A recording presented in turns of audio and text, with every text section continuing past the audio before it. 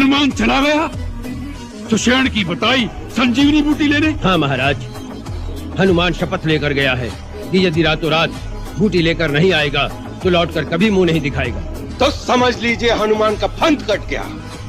अब वो चमगादड़ की तरह कहीं खो में मुंह छुपाकर बैठ जाएगा। युवराज, ऐसा न कहें। आपने अभी तक हनुमान की शक्ति को भली भांति पहचाना नहीं। शुक, हिमालय से बूटी लेकर रातों रात लौटना असंभव है।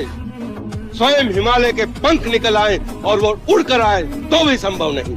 इंद्रजीत, उस चमत्कारी मरकट की शक्ति की कोई था नहीं। उसके लिए कुछ असंभव नहीं है। असंभव तो असंभव ही रहेगा। कहां लंका का समुद्र तट, कहां हिमालय? कौन ला सकेगा संजीवनी बूटी?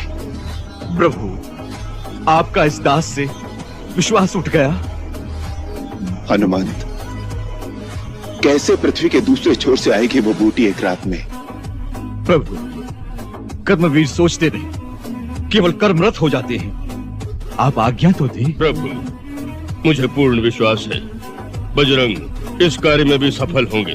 प्रभात की पहली किरण से पूर्व संजीवनी लेकर यदि नहीं लौट सका तो फिर अपना ये मुख आपको कभी नहीं दिखाऊंगा अयोध्यानाथ।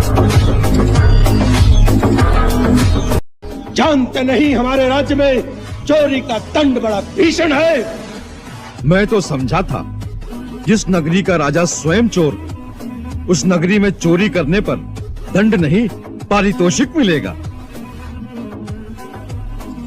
यदि इस राज्य में चोर को दंड दिया जाता है तो पहला दंड तुम्हारे पिता को मिलना चाहिए, जो चोरी से एक अबला स्त्री को उठा लाया है।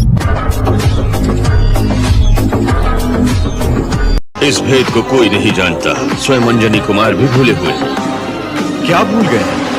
अपना अथाह अलौकिक अपार बल, दैवी शक्ति तुम्हारे भौतिक माता पिता केसरी और अंजना अवश्य है, परंतु तुम कैलाशनाथ भगवान शंकर के 11वें रुद्र हो। वायु का तीव्र वेग तुम्हारे अंग अंग में समाया है।